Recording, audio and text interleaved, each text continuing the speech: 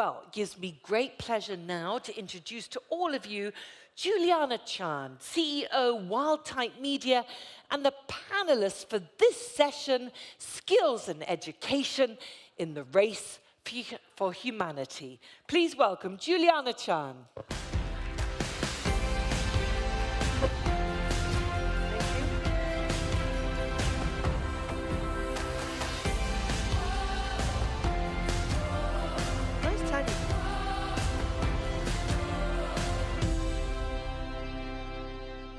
Welcome. Take a seat.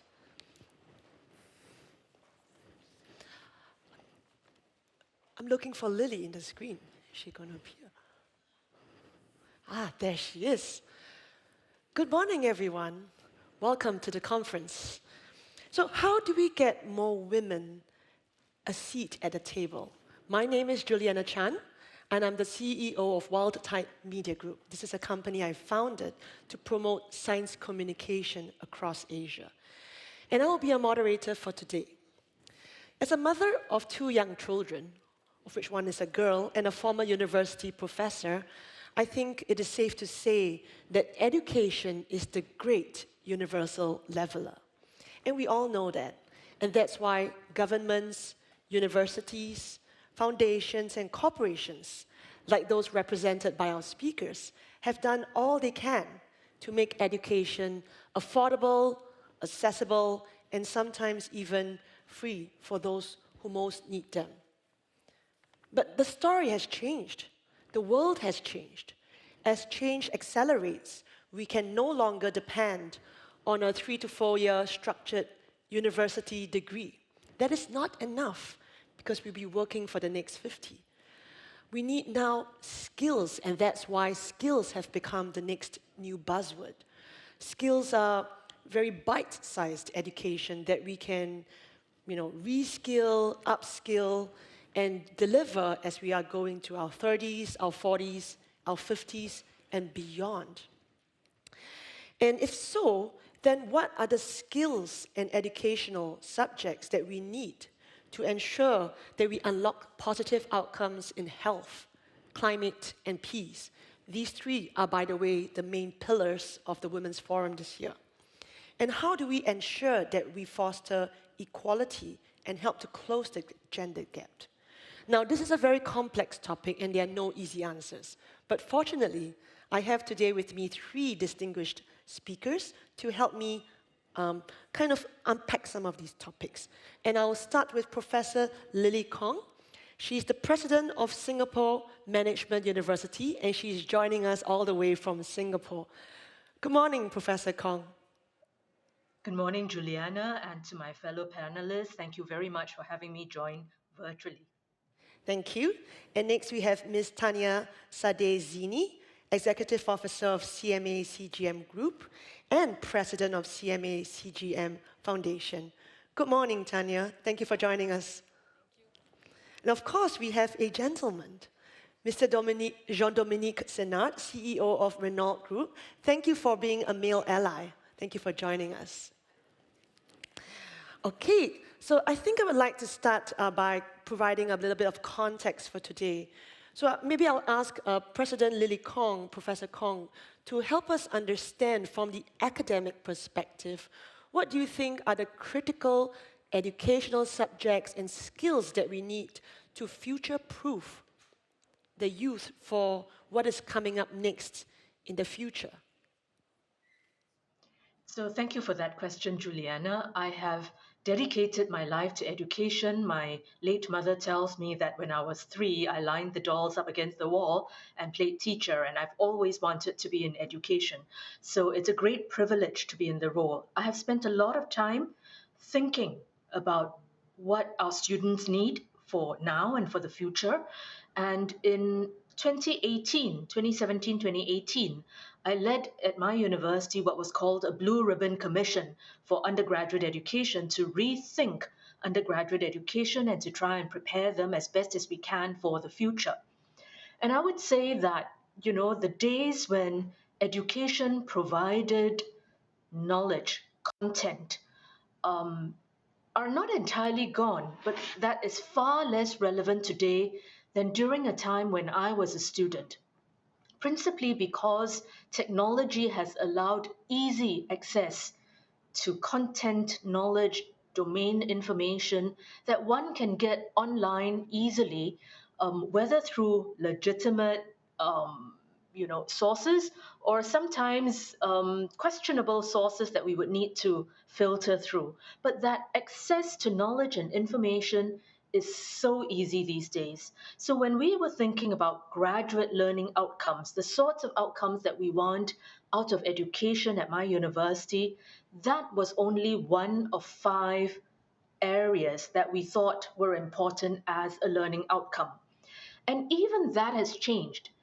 That sense of needing to know a body of knowledge, whereas it used to be about understanding a particular domain in great depth, that disciplinary knowledge, that is still important. But increasingly, what is so much more important in this very complex and interconnected world that's very volatile and uncertain, to use that cliche, but very, very true nonetheless, is that students need to be able to make connections across different domains of knowledge. They need to be able to integrate perspectives from different points of view, different knowledges, different domains.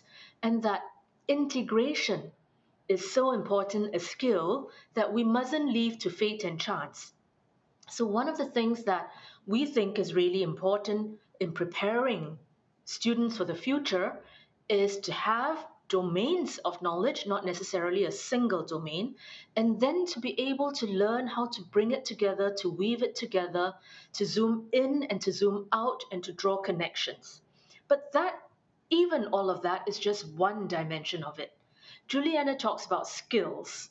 There is a conversation there about very practical skills, but what I'd like to focus attention on are the critical thinking skills, the creative problem solving skills that will stand our students in good stead whatever the world throws at them. If you're able to stare a problem in the face and say, well, this is how I'm going to go about beginning to think about unpacking it, about deconstructing the issues, and to then begin to think about possible solutions. So, those second set of critical thinking, creative, problem solving skills are really important. But so too, a third area, a skill, if you will, are the interpersonal skills. In this day and age where we're all wed to our mobile devices, we're not able to really communicate, persuade, cajole, make one's position clear. The number of times that I walk into a restaurant and I see couples, families messaging away to one another perhaps, but to their friends, and not communicating. That ability to connect with other people, to make your point and your view known, heard in persuasive ways, not necessarily in confrontational ways, those are real skills of learning to work with others. And that links to a fourth area that is absolutely critical, a sense of global citizenship, that interpersonal skill that extends to intercultural skills. And the world is increasingly just going to need more and more understanding, not less of it. And the ability to navigate different cultures, to understand, to climb into someone else's shoes and walk around in them, that is what's going to make for a better world. And I would say then finally, as a fifth area of a graduate learning outcome, if you will, we decided that we wanted to pay attention to personal mastery, by which we mean the ability to pick yourself up when you fall, the resilience in the face of challenges, the sort of conviction about certain causes, and the ability to make a difference in whatever area you choose to be in through personal mastery, through being able to manage yourself, through being able to pick yourself up when there's failure, and a certain self-directedness. Certainly, in the context of Singapore, sometimes it is said that students are led on a particular path. So you go from your O levels to your A levels to university and so forth, and the path is well trodden and well laid out. But what about that self-directedness to say, I am going to forge a different path? I'm willing to take that challenge and develop my own degree, which is what we're trying to do at SMU. We've offered a new program called Individualized Major, where you can begin to curate your own learning. And that is far more difficult than doing well in a well-established path. So domain knowledge, disciplinary, multidisciplinary, interdisciplinary, the integrative thinking that comes along with that, one. Critical thinking, creative thinking, problem solving skills, two. Interpersonal skills, three. Global citizenship, four. And personal mastery, five. Thank you. Thank you so much, Professor Kong.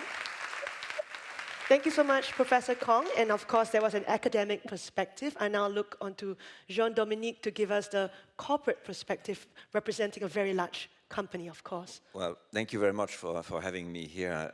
I'm really honored. And Professor Kong said so many important things that it's difficult for me to add to what she said. So honestly, it's wonderful. But I will probably just give you a few hints of what I feel, and especially when it comes to women. Women have very specific skills.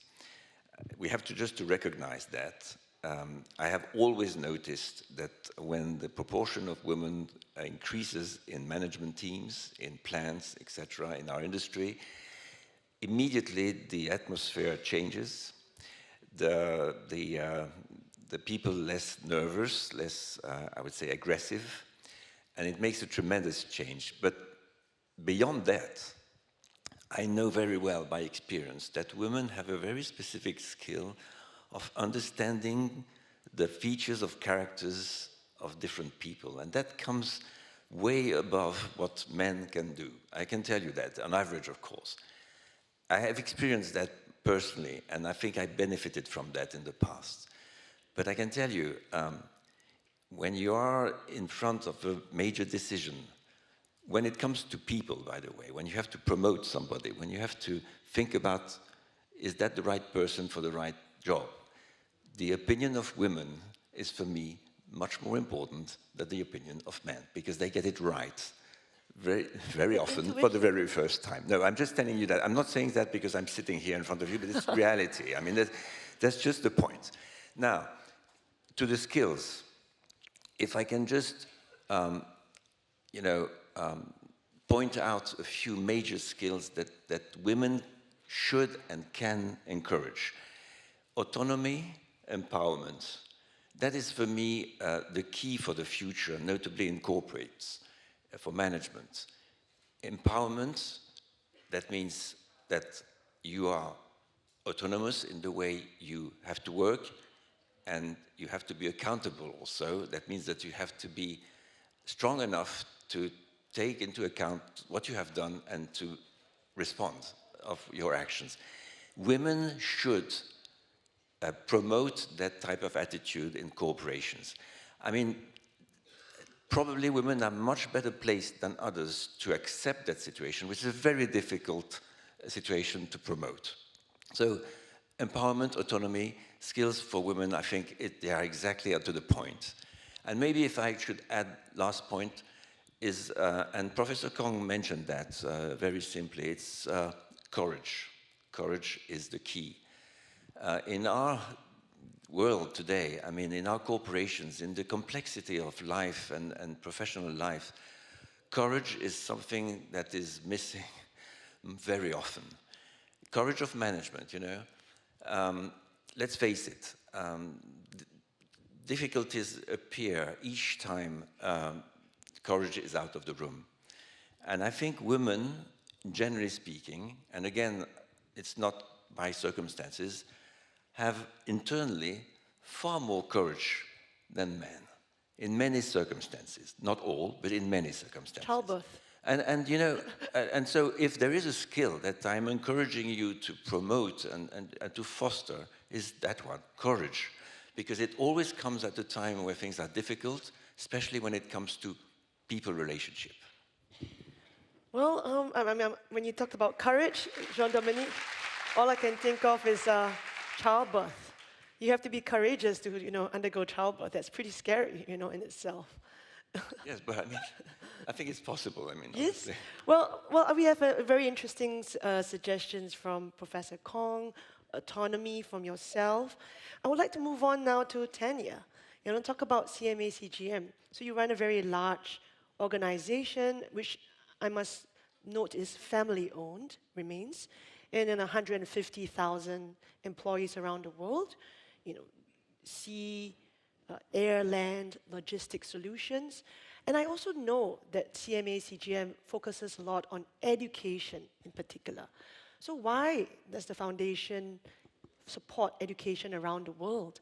And how are you doing so in particular with reference to girls? Is it okay if I speak? Oh yes, please. So Tanya is going to speak from the podium over here. Let's turn and look at her. Thank you, Juliana. It's my very first time today at the Women's Forum, so I'm very proud and at the same time very impressed by this very nice audience. So thank you for the invitation. I would like to start by saying that women's empowerment is not only a matter of public policy, but that the business also, the business world is very involved and has a very major role to play. At CMA-CGM, we are working in a shipping and logistics industry, that is traditionally male-dominated. And believe me, I know something about it. I think more than ever that we have to do something to improve the situation and also to lead our sector into a more sustainable and integrated development. At CMA-CGM, in our company, we are following our philosophy of life. Our story is a human and family story. Do you know, my father, Jacques Saadé, 45 years ago, founded the company after escaping the war in Lebanon with all the family. And to us, what is important is that a family business means that we have responsibility. We have responsibility for, of course, the environment, for peace, and also for what? For solidarity. And beyond our economic performance, we have the responsibility to be useful for the society. So let me share with you what we are doing. Firstly, we are convinced that women play a very central role in all our societies. So it is women that we must reach foremost during crisis. And our foundation is especially committed to provide humanitarian aid and help to people in need. But what is the difference between other foundations? It is that our foundation is using our expertise, the logistics and the shipping expertise, such as vessels and containers. So let me tell you that we have transported more than 20,000 tons of humanitarian aid to countries like Yemen, India during the COVID. We have transported on board our planes to India humanitarian aid and also oxygen. You remember India was lacking of oxygen. Lebanon. In Lebanon, after the Beirut blast, we have mobilized all our team to send vessels, to send also containers of humanitarian aid. African continent, and also Ukraine. Yes, Ukraine. That is very dear to our heart and that is in all our minds. We have, in partnership with the French government, last month sent a vessel full of humanitarian aid directly to Constanza, then by land to Odessa. And you know, each time in these difficult moments, women have shown their leadership in their local communities. In fact, 8 out of 10 leaders in local associations, NGOs, and distribution system are women. And recently, I was visiting the warehouse of the Banque Alimentaire and the Restos du Cœur in Marseille. And believe me, I was struck by the strong presence of women, beneficiary women, and also all women distributing this humanitarian aid to all the people. We have also a second conviction, that progress depends on skills, and that starts, of course, with education. And, you know, history has proven that country with the highest rate of educated women, the overall economy was developing.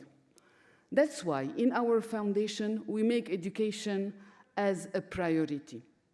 And also, what is important, that is in a family group like ours, acting for future generation is essential. So let me give you 3 examples that illustrate how education is so important for us. First, in Lebanon. Lebanon, that is a country very dear to me, and where access to electricity is a very huge issue today, because Lebanon is going through a major economic and finance crisis. So what we have decided?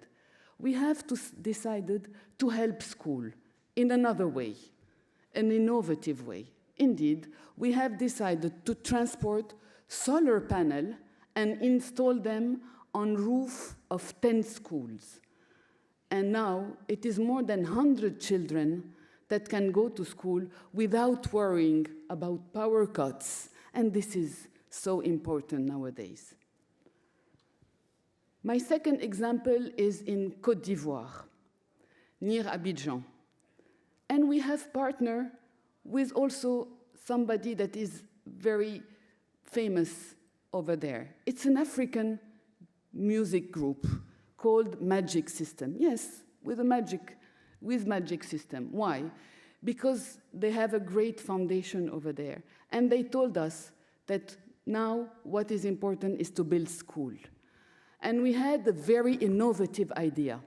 You know what? It's easy to build a school. You ask somebody to build it, and it's done. No. At CMA, we use our expertise. We have recycled our containers, and I'm very proud to tell you that today we have built our first school in Port-Bouet, near Abidjan, and we have already welcomed, a few weeks ago, 200 kids. Wow. Well done. Thank you. And of course, I make sure that we have also little girls going to school and going to these classrooms. So the first 2 examples were dealing with small kids. And my last example is more focused on young entrepreneurs. Indeed, in our home base of Marseille, we have decided to create a very innovative concept, an incubator, but a social incubator that helps young entrepreneurs develop projects with a social impact on education. And so far, we have supported more than 20 startups and half of them are led and founded by women, and this is very important. And one of them that is a great startup, I don't know if you know it, it is Meet My Mama. And Meet My Mama is a very young lady. She has decided to create this startup with a high social impact. Why? Because she facilitates the reintegration of young women into society with their cooking talent. So it is another way, and believe me, it has a huge success today in France. So thank you, Juliana. This is my first part on education. Thank you, Tanya. Well done. Give her a round of applause.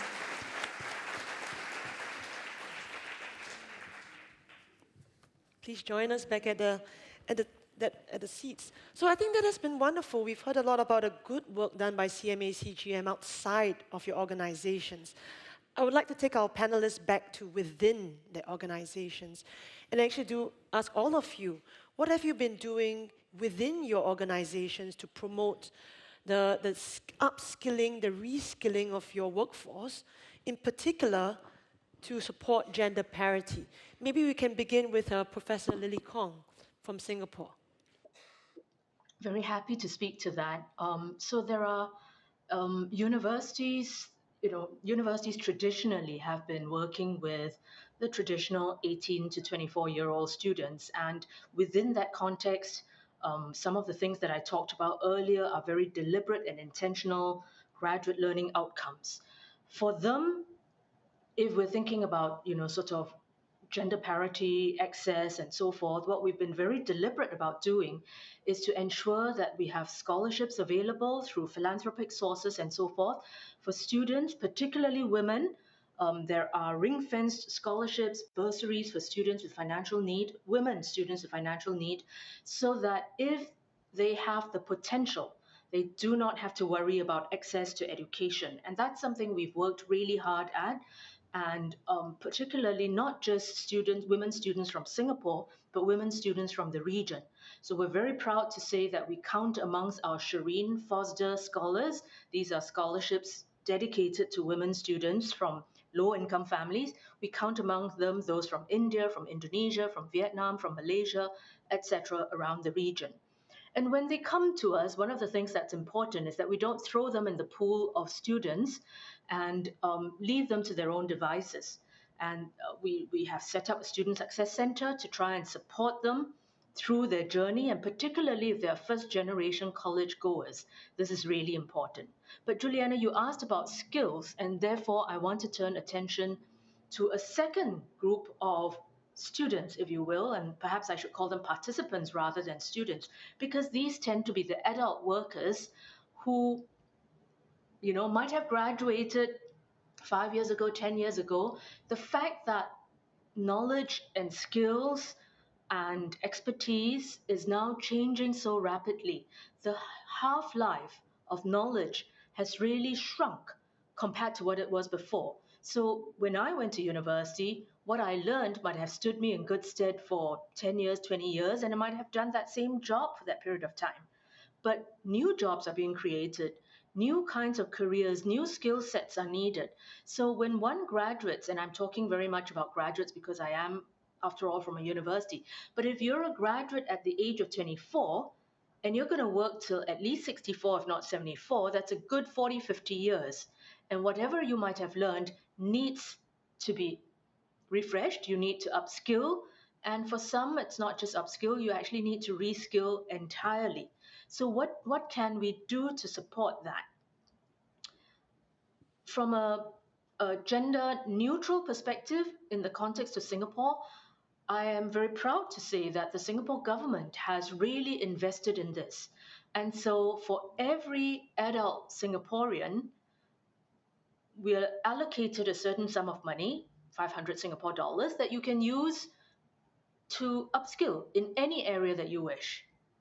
Even my late mother, when she was 91, received her $500, and she was thrilled because she said, I can go and learn something. So that commitment to continuing to upskill and reskill, gender neutral, is really important.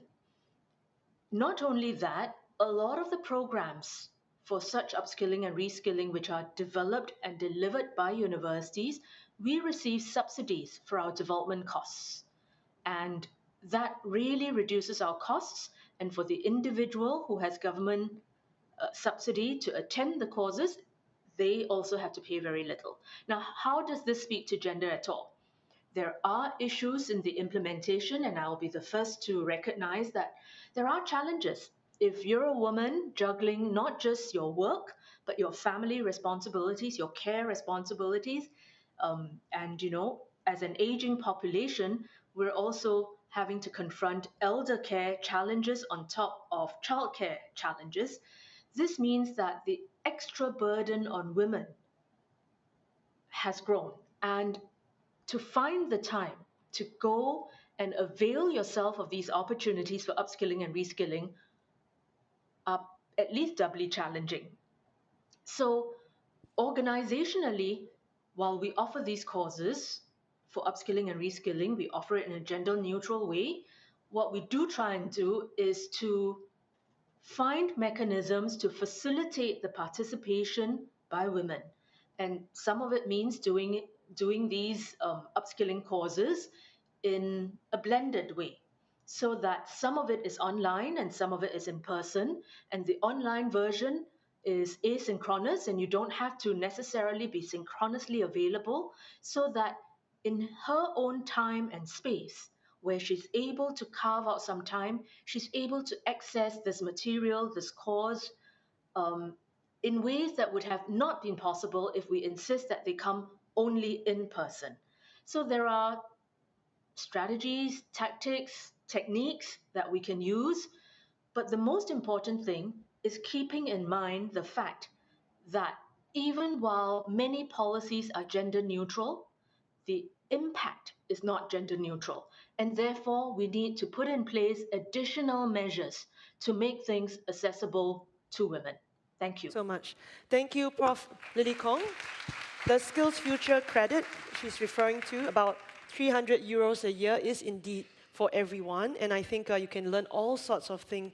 My own mom took a course on how to sell things on Facebook Marketplace, which for her allows her to actually earn money every day, selling bits and bobs from my home. Jean-Dominique, maybe you can share with us, Yes. What do you do in Renault for... Yes, well, I'm happy to share that, because honestly, I think we are doing tremendous progress within the group today. A few facts, first of all. I mean, let's face reality. When you just count people, you end up saying there are only 25% of women in the Renault group worldwide. 25% doesn't seem very high, does it? In the automotive industry, it's one of the highest performance. Let's be proud about that. We're very far from where we should be, but 25% in the automotive industry is at the very top. By the way, now, I mean, that's the same in science. No, yes. But the point important is that the 25% are not only for low responsibility people, if I may say so. They are also for top management. So we have 25% in the sort of global board of management, 25% in the first 4,000 executive and people, and 25% in the first 11,000 people. Now, this is not too bad, but we have a problem which starts with the roots in university and schools. You know that the automotive industry has not been very attractive in the past. But I mean, generally speaking, when you look at the population in engineering schools in our country, there are so small amount. I mean, we're talking about 18%, 20%. So the problem is that the root here is in education from the very start. That's why we need help from the education system, from the states, etc., to promote women within the engineering schools. Now, afterwards, it comes to us. And when it comes to us, the good news is that I think that not only the automotive industry is starting to be much more attractive than it used to be. I mean, you have to visit our plants today, you will be surprised. I mean, it's just another world. I'm sure that you imagine that the automotive industry is a horrible world where people are sort of suffocating in plants and I don't know what, But it's totally different. It's totally digital. It's totally software. I mean, you cannot imagine. I mean, women that I meet in the plants of Renault look so happy. I mean, I'm sure they're not cheating with me. I mean, so honestly, you should imagine what it is now. That's the good news. And the second news, which is, I think, the change of paradigm in this business, is that we're running to a different world where assembly of line of cars is becoming secondary. The rest is software, digital, data. I mean, it's a totally different object. And in this area, cybersecurity, you name it, everything, artificial intelligence, I mean, all that is in the car today and in the center of what we are doing. Service is another amazing change. We are running through service pools, and making sure that probably 20% or 30% of the turnover of this group will be only about service in mobility. Now, the new world of mobility, I'm telling you very sincerely, is changing massively. So we need to train people, and that's what we're doing. Not only do we train people in general, but we train women in particular. We have specific training programs, I won't go into the details, for middle management, for women per se. We make sure that the networks within the company are open to women and that they have their specific networks. You can be sure that at the very top of the company, starting with me, this subject about women training and women promoting is at the very first level of all our policies that we sort of not only acknowledge but promote at the level of the group, not only at the board, but also in management. These training, specific trainings for women, are helping them to move up the scale of responsibilities, and are helping us to live the new world of mobility. And I'm telling you, I mean, I've got so many examples of women within Renault that have seen the perspective through this training that I'm so proud to share that with you. It's happening as we speak, but we're starting from very low, we know. The targets of, you know, I hate numbers because sometimes you're always talking about quotas, and I know that you hate that. At some point, you need to go through that to make sure it happens. I'm sorry about that. Last time I heard a woman tell me, I hope that you're not promoting me because I'm a woman. You know, that sort of thing that you hear is horrible. I mean, I hate that. I hope it will disappear soon. So the target of having 30%, 35% of women at the top level, and then middle management, and also in all sorts of level of the group, is what we have for the next 5 to 6, 7 years. Seems too long perhaps to you, it's actually a tremendous performance. So training is at the center of all that. Thank you for that point. Thank you, Jean-Dominique. Very happy to hear that you are personally sponsoring the progress of women in your organization. Also looking forward to, electromobility as a future, more electric cars, of course, hopefully. We have only time for one last question, and that's to, of course, Tanya. How are you within your organization supporting the progress of women? Please. Thank you. Jean-Dominique, also in shipping and logistics, it's not very glamorous, huh? So we have also difficulties. But for our 150,000 staff members all around the world, training and learning are really essential.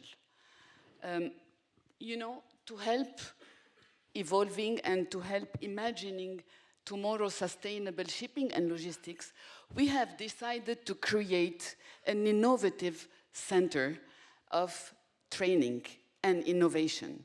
And this center will be opening next year in Marseille.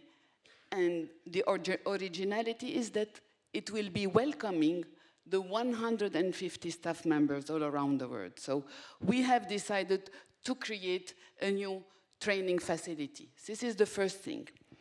Then, as I have said, shipping is traditionally male-dominated. And of course, it is changing, but not enough. Let me give you 2 or 3 figures. The first one, women are 43% of our workforce, but only 15% out of our top 200 are women. The objective is to double in 2025, and we're doing our best.